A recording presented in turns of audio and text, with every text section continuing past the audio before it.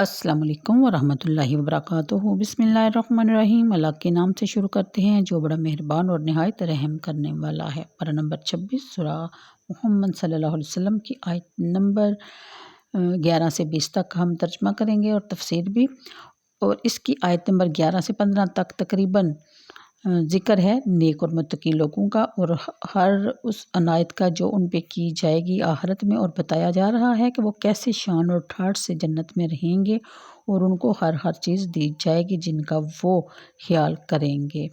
پھر ذکر فرمایا گیا پانی، دودھ اور شہد اور شراب کی نہروں کا، اور پھر کفار کے بارے میں بتایا گیا کہ وہ دنیا میں جس طرح مال و دولت سے عیش و عشرت کر رہے ہیں، ان کے لیے بس دنیا میں ہی ہے، آخرت میں ان کے لیے کچھ حصہ نہیں ہے، اور ان کو متنبہ کیا جا رہا ہے کہ تم نے اپنے نبی مکرم کو بڑی سنگ دلی سے اپنا پیارا وطن چھوڑنے پر مجبور کر دیا۔ سنو، یہ کوئی معمولی بات نہیں کہ اس پر تمہیں کوئی سزا نہیں ملے گی، بلکہ تم سے پہلے جن قوموں نے اپنے نبیوں کے ساتھ ایسا ناروا سلوک کیا، وہ اگرچہ تم سے زیادہ طاقتور، زور آور اور خوشحال تھی، لیکن ہم نے ان کو ملیہ میٹ کر کے رکھ دیا اور کسی کو ہمت نہ پڑی کہ ان کی مدد کرے۔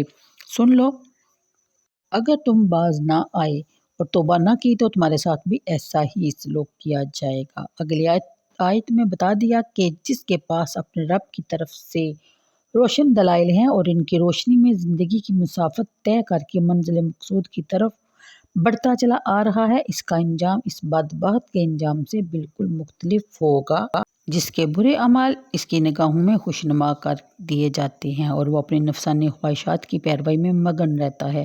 اگلی آیت متقی اور پرہیزگار لوگوں کو جنت مرحمت ہوگی اور اس کا قدر تفصیلی بیان ہو رہا ہے۔ پھر بیان فرمایا گیا کہ اس جنت میں لطف اور سرور کی زندگی بسر کرنے والے خوش نصیبوں کے ساتھ اس بد نصیب کی کیا نسبت جو اپنے کرتوتوں کی پاداش میں جہنم رسید کر دیا گیا۔ اس کی رہائی پانے کی امید بھی ہمیشہ کے لیے ختم ہوگی۔ انہیں ایسا گرم کھولتا ہوا پانی ملے گا جو ان کی آنتوں کے ٹکڑے ٹکڑے کر دے گا۔ اگلی آیت میں جمعے کے خطبوں اور دیگر اجتماعات میں اہل ایمان کے ساتھ منافقین بھی شریک ہوا کرتے تھے۔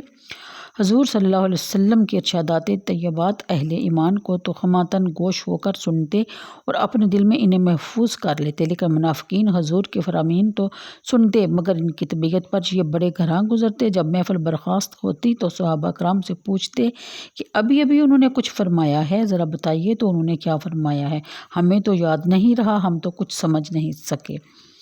اللہ تعالیٰ فرماتا ہے کہ ہم نے ان کے دلوں پر مہریں لگا دی ہیں اور صرف اپنے نفسانی خواہشات کی پیروی میں لگے رہتے ہیں، اس لیے انہیں سرور عالم کے ارشادات کیسے یاد رہ سکتے ہیں۔ پھر بتایا گیا کہ جو نیک بخت حضور کریم صلی اللہ علیہ وسلم کے ارشادات اور کلام بلاغت نظام سے ہدایت حاصل کرنے کی کوشش کرتے ہیں، ان پر مزید کرم یہ کہ کیا جاتا ہے کہ انہیں علم بصیرت اور شرح صدر کی دولت سے مالا مال کر دیا جاتا ہے اور انہیں احکام الہیہ پر عمل کی توفیق بھی بخشی جاتی ہے، یا ان چیزوں سے بچا لیا جاتا ہے جو دوزخ میں لے جانے کا باعث ہوتی ہیں۔ تقویٰ کے یہ دونوں مفہوم درست ہیں۔ اگلی آیت میں حق واضح ہو گیا، دلائل اور براہین سے شک و شبہ کا غبار چھٹ گیا، اس کے باوجود یہ لوگ کیوں ایمان نہیں لاتے؟ کیا وہ اس انتظار میں ہیں کہ اچانک قیامت برپا ہو جائے گی، وہ تب ایمان لائیں گے؟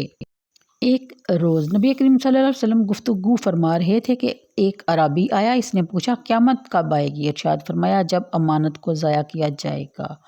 تو اس وقت قیامت کا انتظار کرنا۔ اس نے عرض کی امانت ضائع کرنے کی کیا صورت ہوگی؟ فرمایا جب کام نااہلوں کے سپرد کیے جائیں گے تو پھر قیامت کا انتظار کرنا۔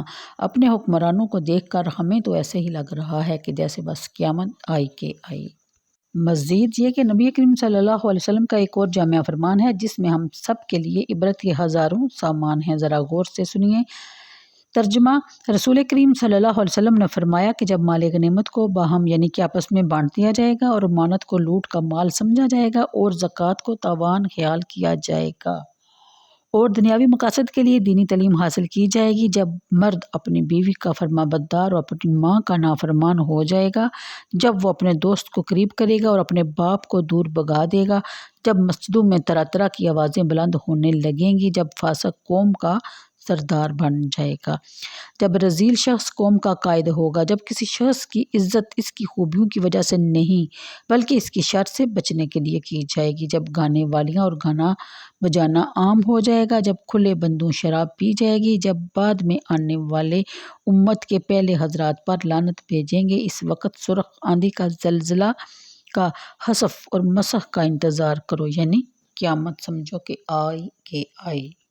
ان آیات کے بارے میں علامہ آلوسی نے اس موضوع پر کھل کر لکھا ہے۔ فرماتے ہیں کہ بعض لوگوں نے قیامت کے بارے میں مختلف قسم کی قیاس آرائیاں کی ہیں، کسی نے 14 صدیاں، کسی نے کم و بیش مدت مقرر کی ہے۔